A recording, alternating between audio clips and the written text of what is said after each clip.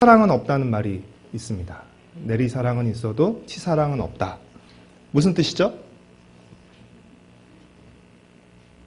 모르세요? 윗사람이 아랫사람을 사랑하는 일은 아주 자연스러운 일이지만 아랫사람이 윗사람을 사랑하기는 어려운 일이다라는 것을 일컫는 말입니다. 물이 높은 데서 낮은 데로 흐르듯이 사랑도 더 높은 데서 낮은 데로 흐릅니다. 다시 말해 더 많이 사랑하는 쪽에서 덜 사랑하는 쪽으로 흐릅니다. 이 내리사랑이 가장 확실하고 분명하게 드러나는 때는 언제죠? 역설적이게도 아랫사람이 윗사람을 거역하고 잘못을 범했을 경우입니다. 누가복음 15장에 기록된 이 탕자의 비유에서처럼 집 나간 둘째 아들에게 보여주는 아버지의 모습처럼 말입니다. 둘째 아들이 아버지가 돌아가실 때 받을 유산을 미리 요구했습니다. 그리고 그 돈을 가지고 성경에 보면 먼 나라로 갔다라고 표현하고 있습니다. 아버지 어차피 돌아가실 텐데 돌아가시면 줄 유산 미리 땡겨주시죠. 그리고 그 유산을 받아서 어떻게 했어요? 먼 나라로 갔습니다. 먼 나라로 갔다는 것은 뭘 말해요? 이제 아버지 안 보고 살겠다는 것이죠. 실제로 둘째 아들이 타국에서 사업에 성공하고 형편이 좋았다면 그는 결코 아버지에게로 돌아오지 않았을 것입니다. 그러나 망해도 너무 쫄딱 망했습니다. 도저히 그곳에서 살 길이 없자 둘째 아들은 염치불구 안면몰수하고 다시 아버지께 돌아왔습니다.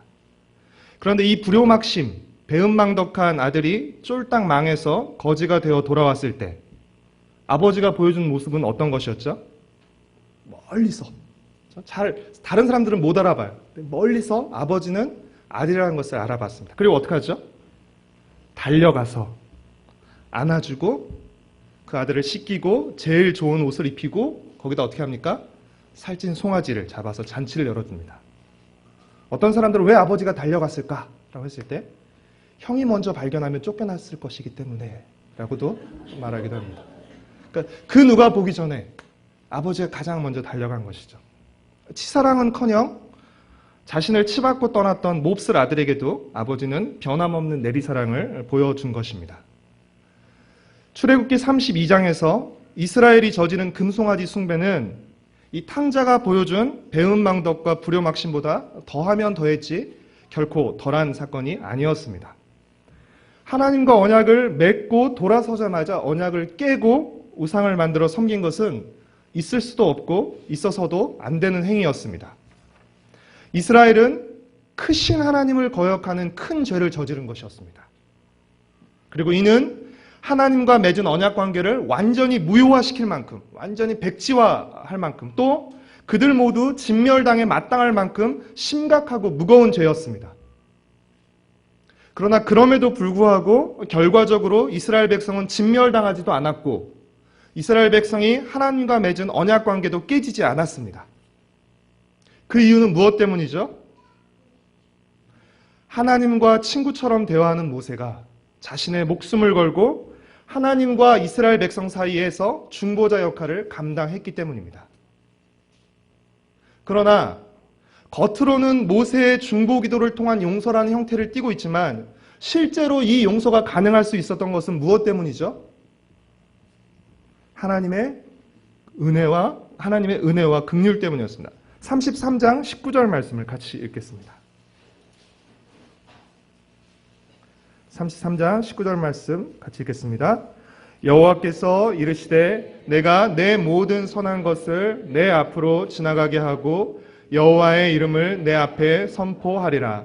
나는 은혜 베풀 자에게 은혜를 베풀고 긍휼히 여길 자에게 긍휼을 베푸느니라. 이스라엘 백성이 진멸당하지 않고 하나님과의 관계가 깨지지 않았던 결정적인 이유는, 본질적인 이유는 바로 하나님의 은혜와 긍휼 때문이었습니다.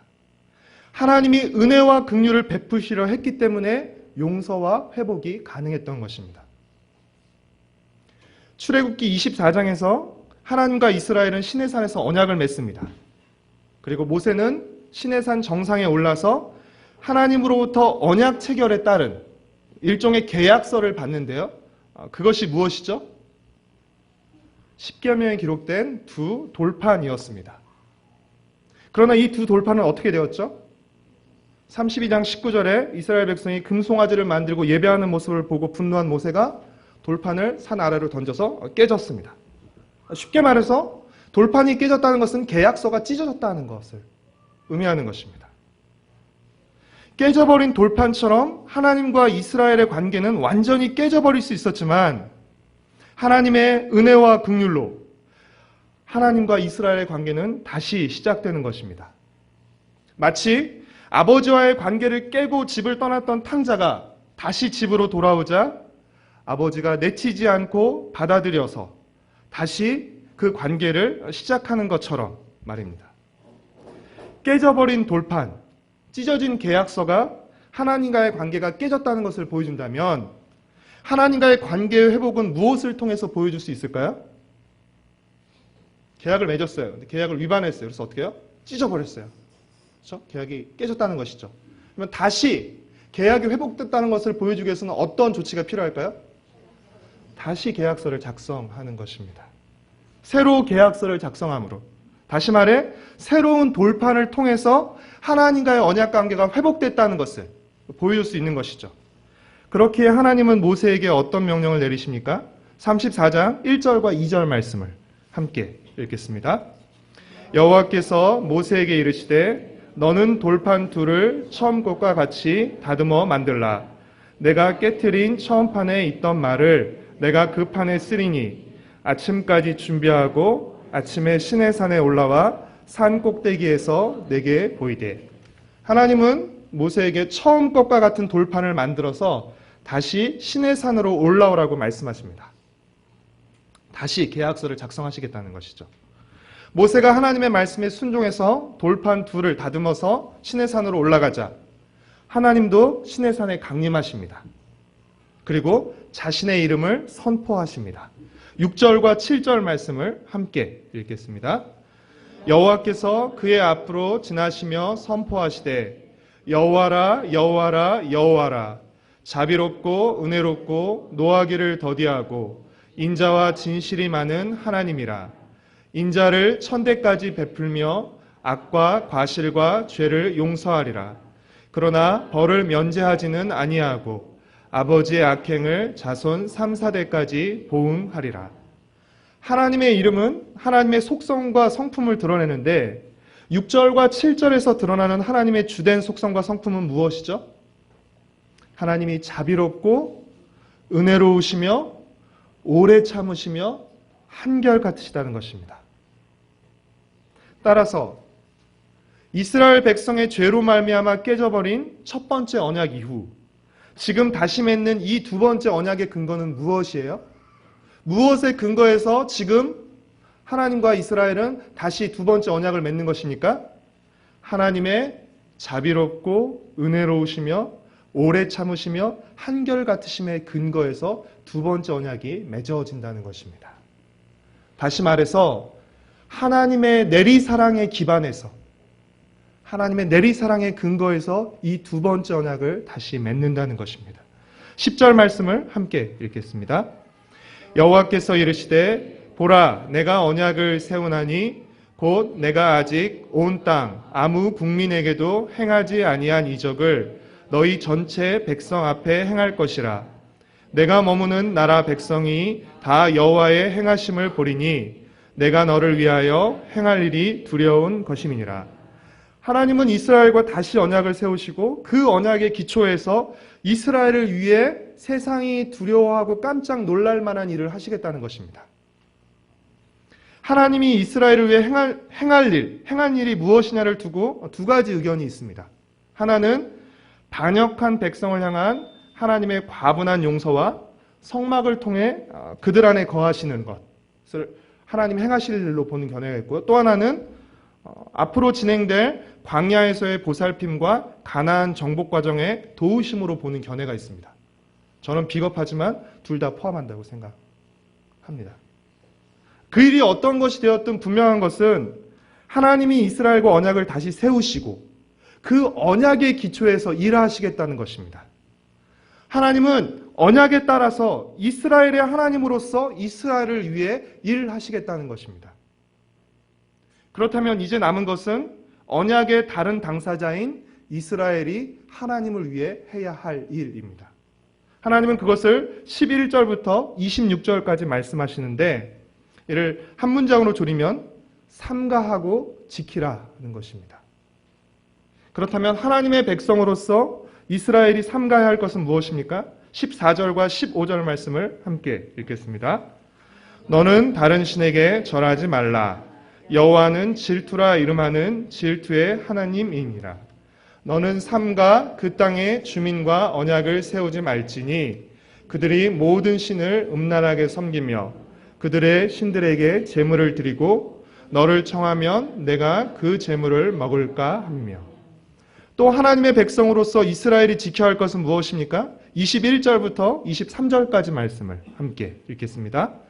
너는 엿새 동안 일하고 일곱째 날에는 쉴지니 밭 갈 때나 거둘 때에도 쉴지며 77절 곧 맥주의 초실절을 지키고 새말에는 수정절을 지키라. 너희의 모든 남자는 매년 3번씩 주 여호와 이스라엘의 하나님 앞에 보일지라. 결국 이스라엘 백성이 하나님을 위해서 행해야 할 일은 우상을 숭배하지 말고 하나님을 예배하는 것인 것입니다. 모세는 시내산에서 40일을 지낸 후 두 돌판을 가지고 다시 내려왔습니다. 지난번에는 화나서 내려왔는데 이번에는 환해져서 내려왔습니다. 29절 말씀을 함께 읽겠습니다. 모세가 그 증거의 두 판을 모세의 손에 들고 시내산에서 내려오니 그 산에서 내려올 때 모세는 자기가 여호와와 말하였으므로 말미암아 얼굴 피부에 광채가 나나 깨닫지 못하였더라. 이 모세의 얼굴에서 난 광채는 하나님의 영광의 광채를 반영하는 것으로서 하나님이 이스라엘과 함께 계실 것을 의미합니다. 이제 이스라엘을 떠났던 하나님의 영광이 이스라엘 가운데 임하게 되는 것이고 이 하나님의 영광은 장차 이스라엘 백성이 건축하게 될 성막에 임하게 될 것입니다. 모세는 하나님께 말할 때나 백성들에게 하나님의 말씀을 전할 때를 제외하고는 수건으로 자신의 얼굴을 가렸습니다. 34절과 35절 말씀을 함께 읽겠습니다. 그러나 모세가 여호와 앞에 들어가서 함께 말할 때에는 나오기까지 수건을 벗고 있다가 나와서는 그 명령하신 일을 이스라엘 자손에게 전하며 이스라엘 자손이 모세의 얼굴에 광채를 보므로 모세가 여호와께 말하러 들어가기까지 다시 수건으로 자기 얼굴을 가렸더라. 이로써 32장에서 이스라엘 백성이 저지른 금송아지 사건으로 비롯된 촉발된 언약의 위기가 하나님의 은혜와 용서에 기반한 이 언약 갱신을 통해서 완전히 해소됩니다. 그러나 여전히 불안 요소는 남아 있습니다. 그것이 무엇이죠?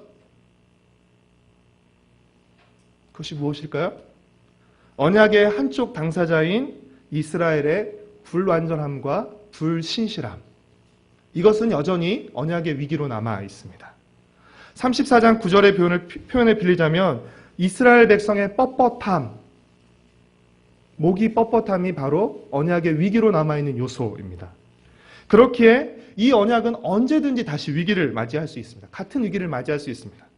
그러나 그럼에도 불구하고 이 언약은 깨지지 않을 것입니다. 왜 그럴까요? 이 언약은 이스라엘의 행위에 기반한 것이 아니라 하나님의 은혜와 자비 위에 기반한 것이기 때문에 그렇습니다. 다시 말해서 이 언약은 이스라엘의 치사랑에 기반한 것이 아니라 하나님의 내리사랑에 기반하고 있기 때문입니다. 개인적으로 24장에서 맺은 언약과 34장에서 다시 맺은 언약은 비슷하면서도 조금 다르다고 생각합니다. 24장에서 맺은 언약을 부부관계로 비유한다면 34장에서 맺은 언약은 부자관계로 비유할 수 있습니다. 저는 하나님과 이스라엘의 언약관계가 부부관계에서 부자관계로 전환했다고 생각합니다. 두 남녀가 맺을 수 있는 최고 수준의 관계는 바로 부부관계입니다. 그렇죠? 서로 다른 두 남녀가 맺을 수 있는 최고 수준의 관계는 부부관계입니다. 부부관계는 가장 친밀한 관계입니다. 하지만 가장 친밀한 관계이지만 그 관계는 깨질 수도 있는 관계입니다.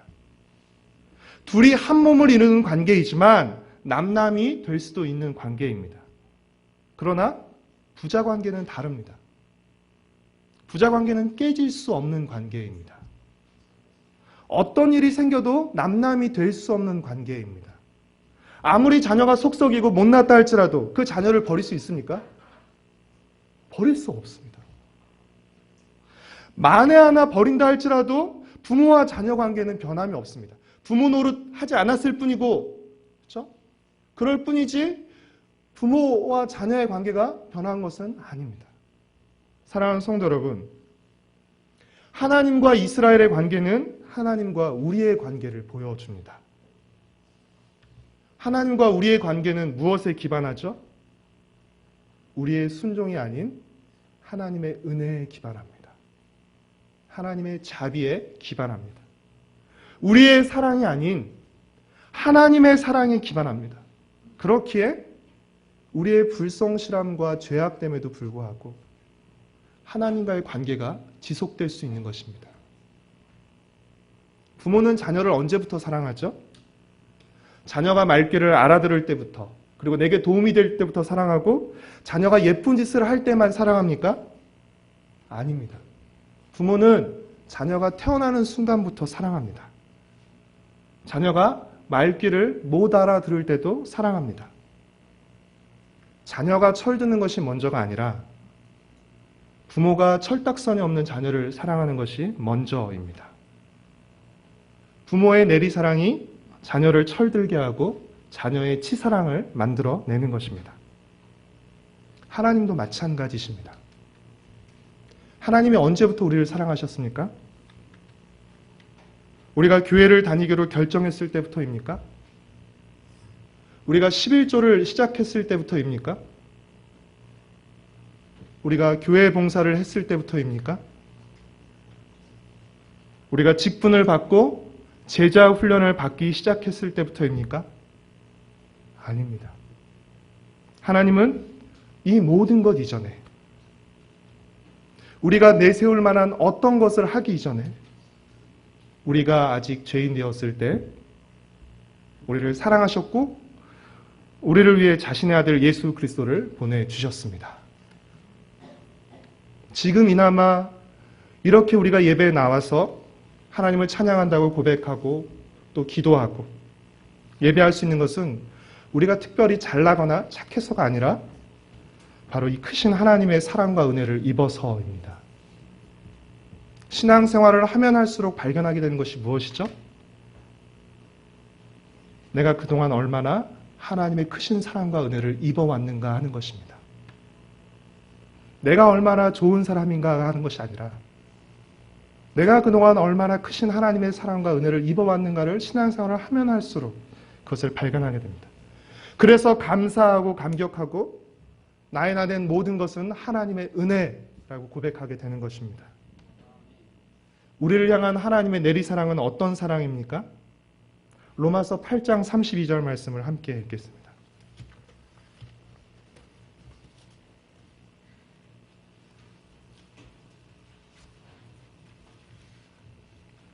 로마서 8장 32절 말씀입니다.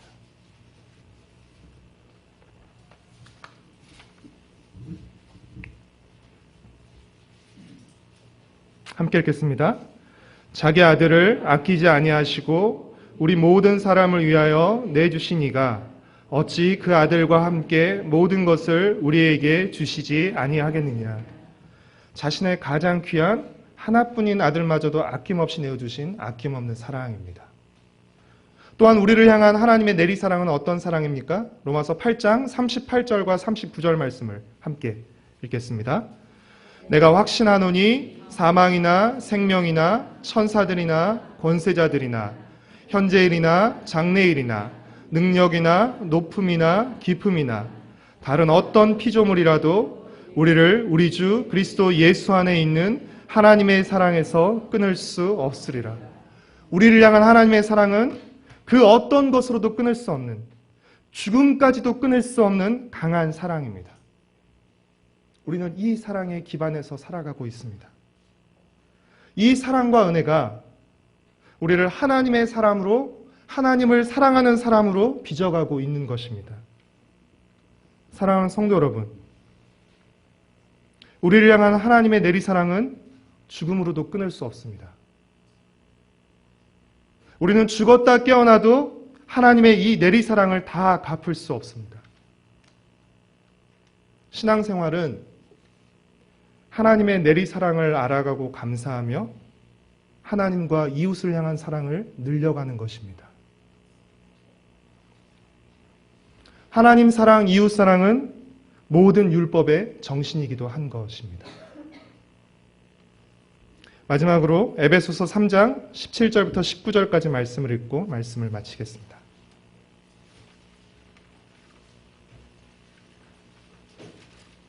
에베소서 3장 17절부터 19절까지 말씀입니다.